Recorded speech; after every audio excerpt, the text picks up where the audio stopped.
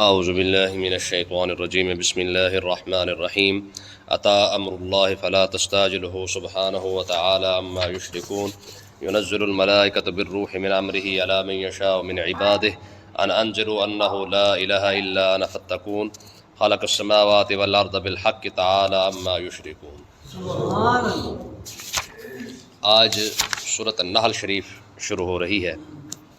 نحل کہتے ہیں شہد کی مکھی کو۔ اس صورت کے اندر اللہ تعالیٰ نے شہد کی مکھی کا 2-4 آیتوں میں ذکر فرمایا ہے، اس نسبت کے ساتھ جو ہے وہ اس صورت کا نام جو ہے وہ سورۃ نحل رکھ دیا گیا ہے۔ تو اللہ تعالیٰ نے ارشاد فرمایا بسم اللہ الرحمن الرحیم، اللہ کے نام سے شروع جو نہایت مہربان رحم والا۔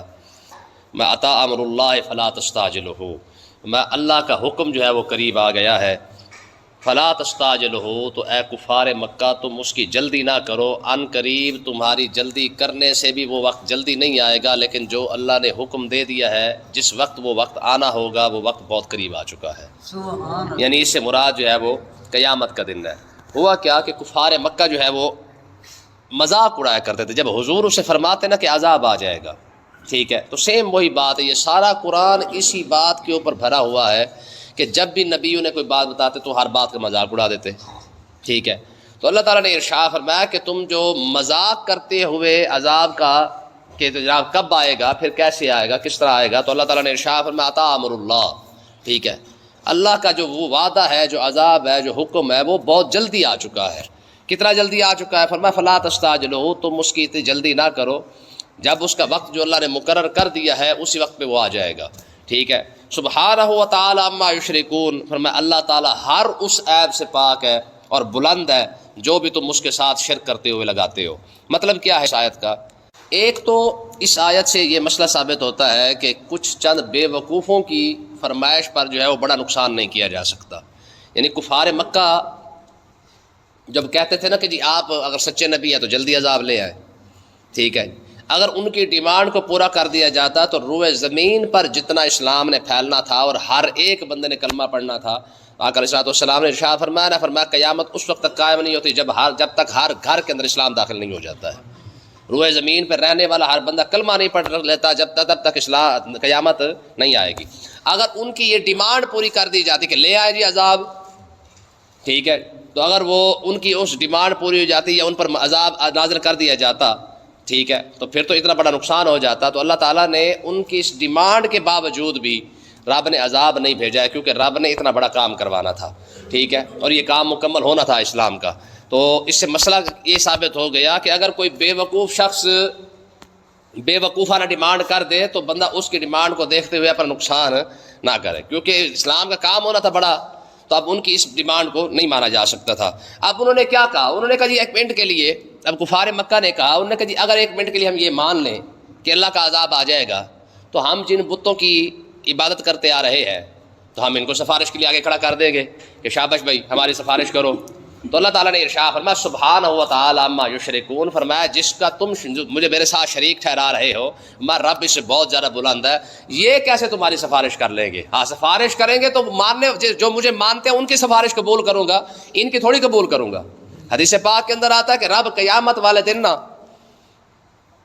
پہلے جن پتھروں کو خدا بنایا گیا، جن پتھروں کی عبادت کی گئی ہے، رب انہی پتھروں کو اٹھا کے، ٹھیک ہے، حکم دے گا کہ ان کو جہنم میں ڈال دو، ٹھیک ہے، ان کے سامنے۔ اب پڑھ کے دیکھیں نا، وہ اپنا قرآن مجید کے الفاظ آئے تھے پیچھے، وقودھا الناس والحجارہ اعدت للکافرین، فرمایا کہ اس آگ سے بچو جو انسانوں اور پتھروں کے لیے تیار کی گئی ہے۔ اب چلو بھی انسانوں کے لیے تو تیار ہو گئی، پتھروں کے لیے آگ کیوں تیار کی گئی ہے؟ تو پتھر کو جہنم میں کیوں ڈالا جائے گا؟ ٹھیک ہے، تو اللہ تعالیٰ نے ارشاد فرمایا کہ وہ پتھر جن کو بطور خدا بنایا گیا، عبادت کی گئی جن کو پوجا گیا، ٹھیک ہے، تو ان پتھروں کو اٹھا کے، ہے تو پتھر نا، ان کو گھڑ کے انہوں نے اپنا بنایا ہوا ہے، تو فرمایا انہی کے سامنے اٹھا کر ان کو جو ہے وہ جہنم میں ڈال کر دکھایا جائے گا کہ تم جس کی بندگی کرتے رہے ساری زندگی، یہ تو اتنے بے بس ہے اور ان کا انجام یہ ہو رہا ہے۔ پھر ایک اور خوبصورت حدیث پاک ملتی ہے، اللہ تعالیٰ ان کو فرمائے گا، فرمایا جب ان کے بتوں کو اٹھا کے جہنم میں ڈالے گا نا، تو اللہ تعالیٰ ارشاد فرمائے گا، فرمایا جاؤ جہاں تمہارے خدا آ گیا تم بھی اس کے پیچھے جاؤ، تو وہ انکار کر دیں گے۔ کفار مکہ، یعنی کفار مکہ نہیں بلکہ سارے کافر، ٹھیک ہے، کیا کریں گے؟ جہنم میں جانے سے انکار کر دیں گے، تو اللہ تعالیٰ اپنے محبین کو فرمائے گا، فرمایا کہ تم جنت میں چلے جاؤ، تو یہ خوشی خوشی چل پڑیں گے. ٹھیک ہے جی. اللہ تعالیٰ نے ارشاد فرمایا، فرمایا دیکھو تمہارے خدا بھی جھوٹے تھے، تمہاری محبت بھی جھوٹی ہے، جیسے میں سچا ہوں ویسے میری محبت بھی سچی ہے. ٹھیک ہے جی. اتنا بھی نہیں کہا کہ مالک تو تیری عبادت کی ہے، تیرے آگے جھکتے رہے، وہ بھی جہنم میں جا رہے، ہمیں بھی جہنم میں جانے کا حکم دے رہا ہے. نا نا نا، اللہ اپنے محبین کو فرمائے گا، فرمائے گا ہاں بھائی مجھ سے محبت کرتے ہو، کارج کر کے پرورد کرتے ہیں. ٹھیک ہے. تو اللہ تعالیٰ کیا فرمایا، فرمایا جاؤ جہنم میں چلے جاؤ. فرمایا منٹ سے پہلے چل پڑیں گے اور خوشی خوشی چل پڑیں گے. ٹھیک ہے جی. تو اللہ تعالیٰ فرمائے گا بس رک جاؤ. ان کو دکھانا تھا کہ نہ تمہارے خدا سچے تھے نہ تمہاری محبت سچی ہے. ظالموں ساری زندگی جس کی عبادت کی ہے، تو جیسے تمہارے خدا جا رہے تم بھی تو اپنے پیچھے جاؤ، ان کے پیچھے جاؤ نا. ٹھیک ہے. میں دیکھ لو جیسے میں سچا ہوں ویسے میری محبت بھی. وہ مجھے بڑی خوبصورت حدیث پاک اپنا ایک واقعہ یاد آ گیا. ایک سادہ بندہ جب اسے پتہ چلا نا کہ یہاں پہ ایک قادیانی ہے، کانے کو ماننے والا ہے. ٹھیک ہے. وہ نا کہاڑی اٹھا کر اس کے پاس چلا گیا. ٹھیک ہے.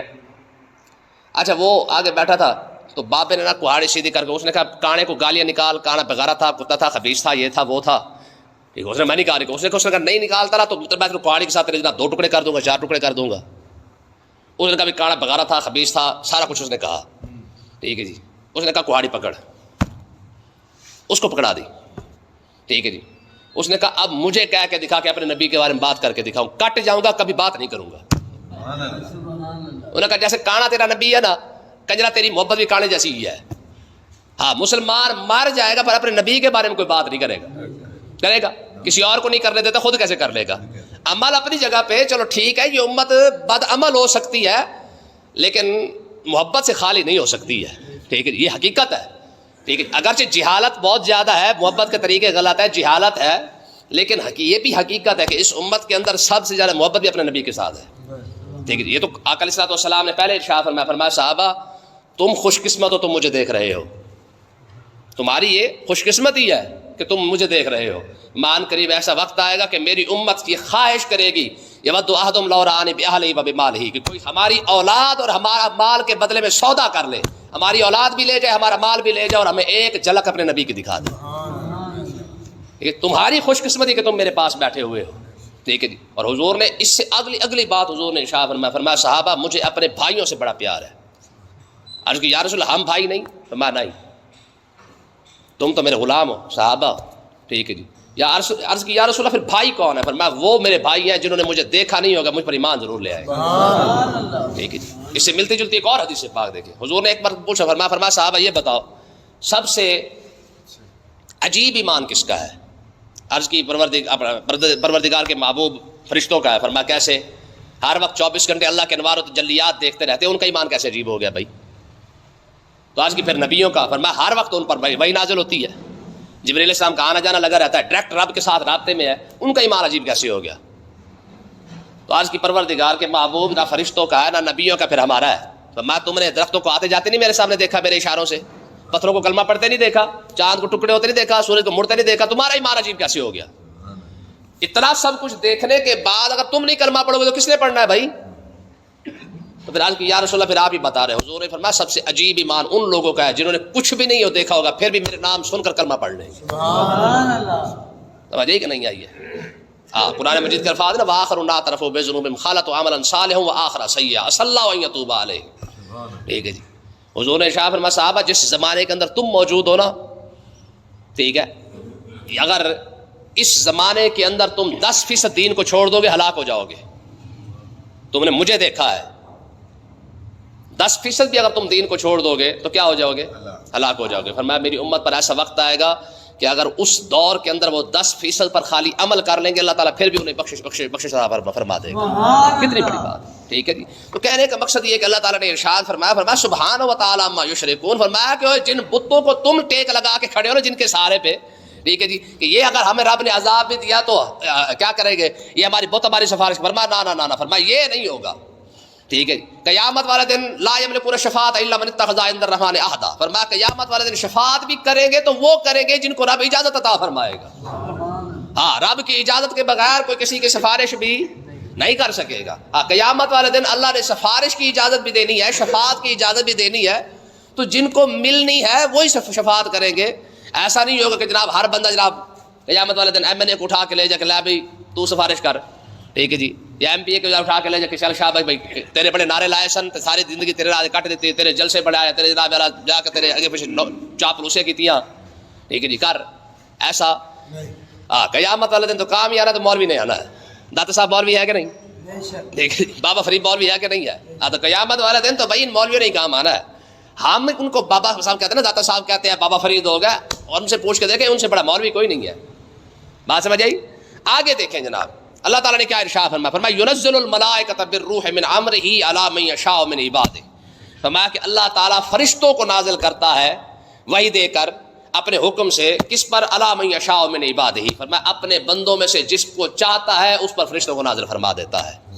ٹھیک ہے، اس سے مراد جبرائیل علیہ السلام ہے. مطلب کیا ہے کہ اللہ تعالیٰ جب فرشتوں کو بھیجتا ہے تو کس کے پاس بھیجتا ہے؟ علی من یشاء من عبادہ، اپنے بندوں میں سے جسے چاہتا ہے ان پر فرشتوں کو نازل بھی فرما دیتا ہے. تو اس کا مطلب یہ کہ ہر کسی کی اتنی اوقات نہیں ہے کہ جس پر فرشتے کو بھیج دیا جائے باقاعدہ، نہ. فرمایا کہ فرشتے بھائی ان پر نازل ہوتے ہیں من یشاء، جس کے لیے رب چن لیتا ہے، جس کے لیے چاہتا ہے فرشتے بھی انہیں دکھاتا ہے. ہر کسی کو فرشتے نہیں دکھائے جاتے ہیں. یہاں پہ الفاظ دیکھیں، فرمایا وحی کو اللہ تعالیٰ نے روح فرمایا، ينزل الملائکۃ بالروح. فرمایا کہ ہم وحی نازل کرتے ہیں. لفظ استعمال کیا؟ روح کا، یعنی وحی کا دوسرا نام یہاں پہ روح کہا گیا ہے. اب وحی کو روح کہنے کی وجہ کیا ہے، اس کی وجہ کیا بیان کی گئی ہے؟ تو فرماتے ہیں کہ وحی کو روح اس لیے کہا گیا ہے کہ جیسے جسم مردہ ہوتا ہے نا، روح نکال لی جائے تو جسم کیا ہو جاتا ہے؟ مردہ ہو جاتا ہے. ٹھیک ہے جی، تو جیسے اس کے اندر روح کو ڈالا جاتا ہے تو اس کے اندر جان آ جاتی ہے. فرمایا کہ اسی طریقے سے جب وحی کے نازل ہوتی ہے نا تو اسی طریقے سے جو مردہ دل لوگ ہوتے ہیں نا، اللہ تعالیٰ ان وحی کے ذریعے ان کے اندر بھی جان ڈال دیتا ہے. یعنی جسم جس طرح روح کے بغیر جسم بیکار ہے، اس طرح وحی کے بغیر دل بیکار ہے. بات سمجھ آئی کہ نہیں آئی ہے؟ کیوں؟ کیونکہ اس کی وجہ یہ ہے کہ دل کا تعلق ایمان کے ساتھ ہے نا، دل کا تعلق ایمان کے ساتھ ہے. تو اللہ تعالیٰ نے ارشاد فرمایا ہم جب روح کو نازل کرتے ہیں نا فرشتے کو بھیج کر، تو جس طرح روح کے آنے سے جسم جو ہے وہ تر و تازہ ہو جاتا ہے، روح کے داخل ہونے سے جسم کے اندر جو ہے وہ قوت آ جاتی ہے، جسم زندہ ہو جاتا ہے. ایسے ہی جیسے وحی نازل ہوتی ہے تو بندے کے دل بھی زندہ ہو جاتا ہے. ٹھیک ہے، تو آگے دیکھیں اللہ تعالیٰ نے کیا فرمایا، فرمایا ان انذروا، فرمایا کہ اے میرے انبیاء ان کو ڈر سناتے رہیں. ٹھیک ہے جی، سب نبیوں کو ہم نے یہی کہا کہ کیا کریں، ان کو اپنا ڈر سناتے رہے، میرا انہ لا الہ الا انا، میرے سوا کوئی معبود نہیں ہے. قیامت والے دن یہ کوئی نہ آ کے کہے کہ جناب مطلب ہے کہ ہم تو فلانے کے ساتھ کھڑے تھے، میرے سوا کوئی معبود ہے ہی نہیں. انہ لا الہ الا انا، ہاں خدا کائنات کے اندر ہے تو صرف ایک ہے، فتقون، مجھ سے ڈر جاؤ اچھے رہ جاؤ گے. ٹھیک ہے جی، ہاں اسی کے اندر تمہاری بہتری ہے. میں کیسا ہوں؟ میں خالق السماوات والارض بالحق. فرمایا اللہ کی ذات تو وہ ہے جس نے آسمان اور زمین کو حق اور سچ کے ساتھ پیدا کیا ہے. دیکھیں بار بار رب نے آسمان اور زمین کی بات کیوں کرتا ہے؟ پورے قرآن کے اندر ہم کئی آیتیں پڑھے ہیں جہاں پہ اللہ تعالیٰ آسمان اور زمین کی بات کرتا ہے. اس کی وجہ کیا ہے؟ اس کی وجہ یہ ہے کہ فرمایا کہ جس طرح میں نے یہ تخلیق کیا ہے تمہارے لیے، انسان کے لیے یہ بڑی بات ہے نا، زمین کا ہونا اور آسمان کا ہونا یہ بہت بڑی بات ہے. ٹھیک ہے نا، فرمایا کہ اگر کوئی دوسرا خدا ہے تو اس جیسی بنا کے لائے. خدا کی شان تو یہی ہے نا، دوسرا خدا کوئی ہے تو جیسے رب نے زمین بنائی ہے دوسری بنا کے لے آئے. برابری تو تب ہے، ٹھیک ہے جی، شرک کرنا ہے نا تو شرک تبھی ممکن ہے جب برابری ہوتی ہے. تو اللہ تعالیٰ نے کیونکہ زمین کو پیدا کیا ہے، مٹی کو پیدا کیا ہے، ریت ہے، پہاڑ ہے، اس کے اندر دیکھیں نا زمین ہے تو ساری مٹی، لیکن مٹی بھی برابر نہیں ہے. پہاڑ کو دیکھ لے وہ اور مٹی ہے، ریت کو دیکھ لے وہ اور مٹی ہے. ٹھیک ہے، اب یہاں کی مٹی کچھ اور ہے، آگے چل کے دیکھیں مٹی کچھ اور نکلے گی. تو یہ ایک ہی زمین کے اندر مختلف رنگوں کا ہونا، ٹھیک ہے جی. پھر ایسی مٹی ہے جہاں پہ جناب بارش پڑ جائے تو جناب سبزہ اگاتا ہے، ایسی مٹی ہے جہاں پہ جناب بارش کا سیلاب بھی آ جائے وہاں پہ کچھ بھی نہیں اگتا ہے. تو یہ اللہ تعالیٰ فرمایا ذرا کبھی ان کو چیزوں کو غور کر کے دیکھے، آپ کو نظر آ جائے گا کہ یار رب نے اس زمین کو پیدا کیسے کیا. ٹھیک ہے، اسی طریقے سے آسمان ہے، فرمایا تو چل کے چھوڑ، تو دیکھ کے تھک جائے گا، میرا آسمان ختم ہونے پہ نہیں آئے گا. کوئی اور خدا ہے تو بالحق، فرمایا حق کے ساتھ اللہ تعالیٰ نے اس کو پیدا کیا ہے. کوئی اور ہے تو بنا کے دکھا دے. ہاں تعالی عما یشرکون، رب ان ہر بات سے بلند ہے، جس کے جو بھی اس کے ذہن میں شرک کر کے لے آ سکتے ہو نا، رب ہر چیز سے پاک ہے. اور اگلی بات میں خالق الانسان، فرمایا انسان تجھے تو رب نے پیدا پتہ کیسے کیا ہے؟ من نطفۃ، گندے پانی سے. پہلے آسمان اور زمین کی بات کیا، اب انسان کی اوقات دکھائی ہے. فرمایا ہم نے آسمان کو پیدا کیا نا، یہ ایک اور مٹیریل ہے، زمین کو پیدا کیا یہ الگ مٹیریل ہے. میں تجھے پتہ کس چیز سے پیدا کیا ہے؟ خالق الانسان من نطفۃ، نطفے سے پیدا کیا ہے، گندے پانی سے پیدا کیا ہے. اور فائزہ ہوا خصیم مبین، فرمایا کہ جب ہم نے پیدا تجھے کیا تو پیدا ہونے کے بعد تو ہم سے جھگڑا کرنے لگ گیا ہے. دیکھیں نا جی، یہ آیت نا ابی بن خلف ایک شخص تھا، یہ مرنے کے بعد زندہ ہونے کو انکار کرتا تھا.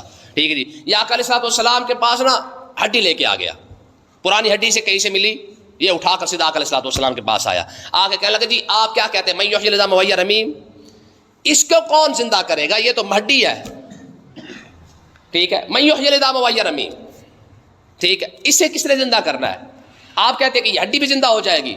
تو اللہ تعالیٰ نے اس کے جواب کے اندر ارشاد فرمایا قل یحییھا الذی انشأ اول مرہ، فرمایا اس کو پہلی مرتبہ کس نے پیدا کیا تھا؟ سبحان اللہ. ہڈی تو ہے نا، وجود تو سامنے ہے نا. فرمایا کہ اس کو پیدا بھی تو کسی نے کیا ہوگا نا، جب اس کا وجود نہیں تھا. آج تو کچھ نہ کچھ اٹھا کے لے آیا ہے، ایک عضو ہے نا.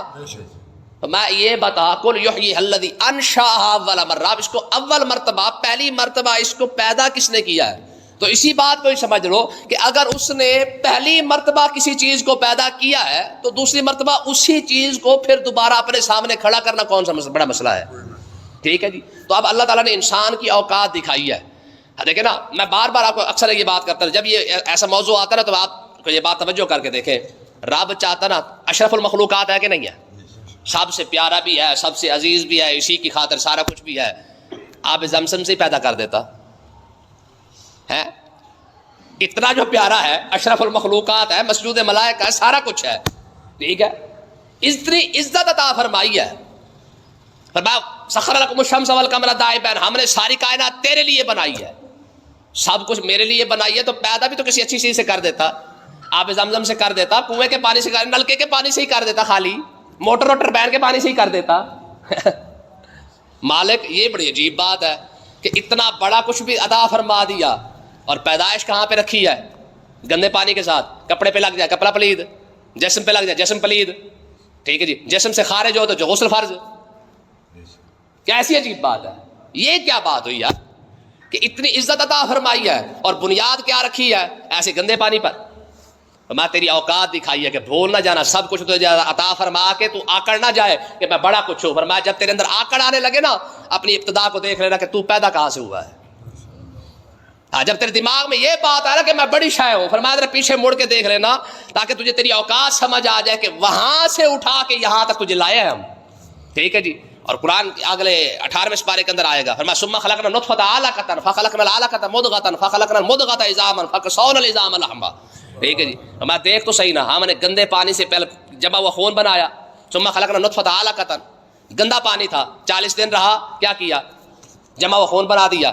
فخلقنا العلقۃ مضغۃ، پھر اس جمے ہوئے خون کو کیا کیا؟ گوشت بنا دیا. فخلقنا المضغۃ عظاما، گوشت کے اوپر پھر ہڈی کو چڑھایا. فکسونا العظام لحما، پھر ہڈی کے اوپر دوبارہ پھر گوشت چڑھایا. ٹھیک ہے جی. کوئی مائک لال کر کے دکھائے نا. اور یہ بات پھر یہیں پہ ختم نہیں، فرمایا ثم انشأناه خلقا آخر، پھر دوبارہ پھر تجھے بنایا. ٹھیک ہے جی. اتنا سارا کچھ کرنے کے بعد فتبارک اللہ احسن